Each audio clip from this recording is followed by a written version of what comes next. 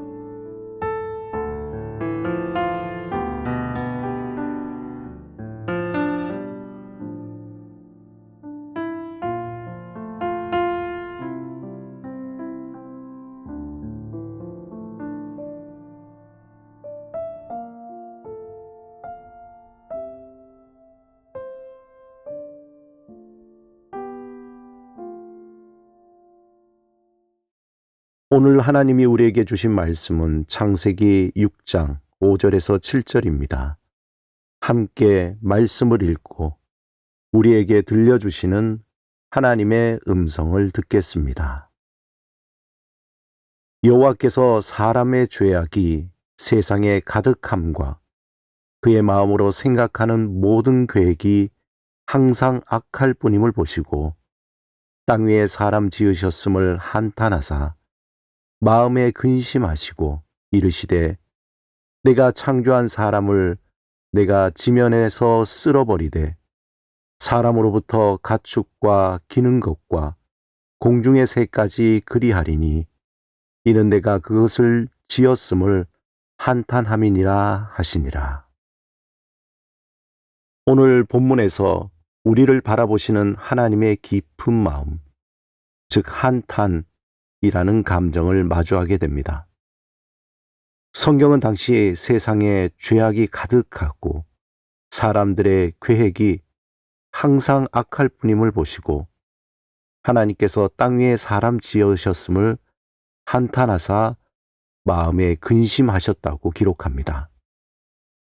여기서 말하는 하나님의 한탄, 히브리어로 나함이라는 것은 우리가 흔히 말하는 단순한 후회나 유감이 아닙니다. 그것은 하나님의 길을 버리고 세상의 화려함을 쫓아 떠나가는 그 자녀들의 뒷모습을 바라보시는 아버지의 찢어지는 아픔입니다. 한편 또한 분노와 안타까움, 허탈함과 고통이 뒤섞인 말로 형언할 수 없는 그러한 신성한 슬픔입니다. 당시 하나님의 아들들은 하나님만을 의지하며 힘겹게 살아가던 이들이었습니다. 그러나 그들은 세상의 기술과 풍요, 명성을 가진 자들의 번성함을 부러워하기 시작했습니다.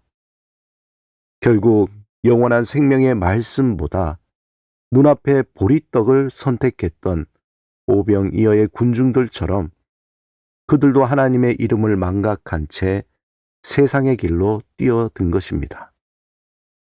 하나님이 계셔야 할 바로 그 자리에 인간의 욕망이 들어차고 세상은 급격히 죄악으로 부패해 갔습니다.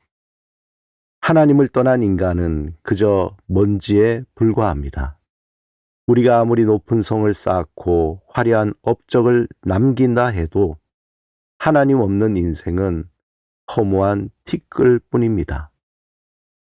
우리가 이 사실을 철저하게 깨달을 때에 비로소 나 자신의 교만을 발견하게 되고 우리를 보며 탄식하시는 하나님의 마음을 비로소 이해하게 됩니다.